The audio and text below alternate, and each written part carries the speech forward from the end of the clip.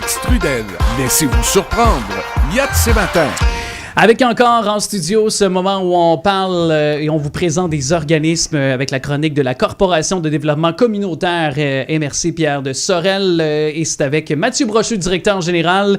On en a parlé tantôt, Dominique Gosselin qui est notre invité, lui qui est coordonnateur d'Action Logement. Bonjour à vous deux. Bonjour Alex. Bonjour. Merci d'être là. Je me tourne tout d'abord vers toi, Dominique, parce que toi qui, on le sait, on t'entend sur plusieurs tribunes nous parler des logements, des locataires, tu défends leurs droits aussi, c'est un peu la mission de Action Logement. Et parlons de cet avis d'augmentation de loyer et des délais obligatoires pour l'envoi de celui-ci, là, où on en est actuellement dans ce dossier-là. Bien, en fait, à chaque année, il y a un calcul de pourcentage que les propriétaires ont le droit d'appliquer. Donc, là, on tombe dedans là, à partir de maintenant. C'est que les gens vont recevoir leur avis. Ils doivent le recevoir par écrit, d'ailleurs, l'avis d'augmentation. Et les gens ont 1 mois pour refuser s'ils croient que l'augmentation est abusive. Et cette possibilité de refuser une augmentation de loyer lors de ce renouvellement, il faut quand même faire comprendre les droits aux gens qui sont à l'écoute. Ils peuvent refuser, là.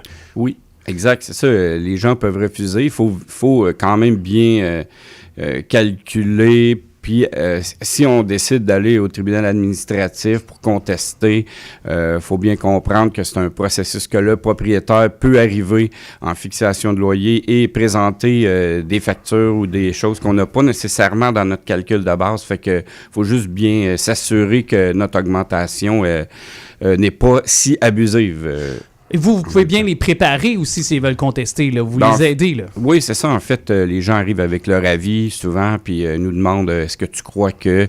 Fait que, en fait, si c'est un montant très, très, très élevé, évidemment, on leur recommande fortement de contester cette augmentation parce que c'est une des façons d'enrayer la crise du logement. Et comment on sait si c'est abusif ou non, cette augmentation de la part de nos propriétaires, par exemple? Oui, c'est ça. Il y a un outil de calcul qui existe sur le site du tribunal administratif du logement qu'on peut utiliser et entrer les données qu'ils demandent pour le calcul de base. Donc, ça donne une bonne idée là, si le montant est abusif ou non. Et présentement, le portrait ici général dans la MRC Pierre de Sorel, toi qui au quotidien as à composer avec des réalités qui sont différentes, comment ça se passe chez nous? Est-ce qu'on anticipe une grosse augmentation comme un peu partout à travers le Québec ou on pourrait peut-être s'en sauver ici dans les circonstances? Bien, si je regarde la tendance des 2 dernières années, je ne crois pas que ça va aller en diminuant encore cette année. Les propriétaires, dans les faits, utilisent aussi d'autres trucs pour les augmentations. Si c'est pas par l'avis d'augmentation, ça peut être par une tentative de reprise de logement ou d'éviction. Fait que il y a beaucoup de choses qui se passent là que faut savoir que les gens ont le droit de se défendre en tout temps. Fait que c'est important là, de s'informer. À retenir, puis évidemment, si on veut refuser, parce que tu en as parlé, on peut aller sur différentes plateformes, dont celui du tribunal, mais quand même, est-ce que c'est assez précis? Est-ce qu'on peut se fier? Parce que d'un cas à l'autre, c'est différent, puis des fois, c'est des formulaires ou c'est des choses qui sont faites et il n'y a pas de cas qui... Il n'y a pas d'à côté, finalement. Tu comprends ce que je veux dire? Ouais. C'est que c'est fait uniformisé, mais c'est pas pour notre réalité aussi. Ben, c'est ça, exact. C'est pas facile pour tout le monde. Il faut aller chercher les comptes de taxes municipaux et scolaires pour faire le calcul, pour être le plus près possible de la réalité. Mais comme j'ai dit tantôt, il y a quand même des montants qu'on n'a pas, les assurances, toute autre dépense d'exploitation d'immeubles que les locataires n'ont pas à leur disposition. Fait que ça peut faire augmenter le prix de l'augmentation. Fait que c'est quand même... c'est quand c'est beaucoup là, au-dessus de la moyenne que finalement on propose là, de refuser. Qu'est-ce qu'il y a à faire? Qu'est-ce qu'on doit faire pour tenter d'inverser ce fléau qui sévit actuellement? Contexte inflationniste, je sais que c'est mondial en même temps, mais à l'échelle humaine, à hauteur d'homme, est-ce qu'on peut faire quelque chose? Bon, en fait, la première étape, c'est... Je sais que c'est un peu... c'est toujours une pression sur les épaules des locataires, mais toujours... d'essayer de se défendre le plus possible, parce que si on laisse tout passer, évidemment, il n'y a rien qui va bouger. Puis dans les solutions à plus long terme, évidemment, on n'a toujours pas la construction de logements sociaux, ce qui serait une solution pour les gens, surtout à faible revenu, là, qu'on attend et qu'on attend toujours. Donc, ça pourrait être ça, là, une des solutions pour aider, désengorger les logements, parce qu'il y en a tellement peu que finalement, ça laisse un pouvoir maintenant aux propriétaires qui ont beaucoup de choix. Raconte-nous justement, puis Mathieu aussi, je te mets dans le portrait de la conversation, parce que je voyais acquiescer à ça, mais il y a quelque chose que tu disais tantôt avec nous, Dominique, à micro fermé, il y a une réalité qui, je pense que présentement, il y en a qui vivent 8 dans un appartement. Exact, oui. Raconte-nous ça un peu.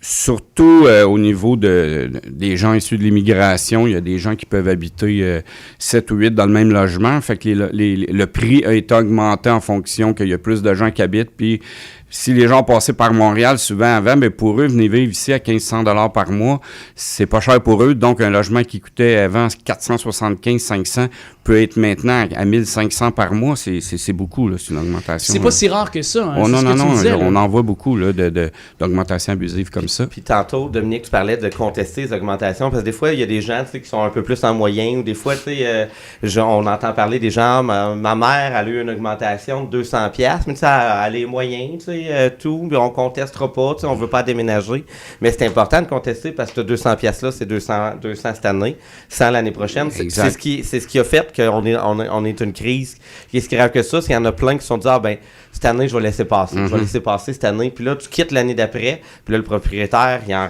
sacre une autre augmentation supplémentaire versus celle-là. Pour le futur occupant du loyer que tu viens de libérer. Là. Oui. Exact, oui. Mais tu sais, il y a toujours la campagne aussi de laisser son bail sur place parce qu'on peut contester une augmentation même si on est déménagé. On a un délai. Si on voit que l'augmentation est abusive, on peut quand même aussi la contester même si ton bail est signé. Fait que ce que les gens font pas en général parce qu'ils veulent pas se mettre à dos de nouveaux propriétaires et tout. Ou on connaît pas nos droits non plus. Exact. Fait que c'est pour ça que c'est important de s'informer. Oui. Et vous êtes là. D'ailleurs, comment avoir recours à vous? Site Internet, c'est le temps de mentionner les plateformes. Là. En fait, oui, page Facebook d'Action Logement, évidemment par courriel, par téléphone, et puis évidemment par différents ateliers qu'on donne souvent pour rejoindre le plus de gens possible, parce que du 1 à 1, c'est difficile. Il y a beaucoup de gens qui appellent. On a beaucoup d'appels. Oui.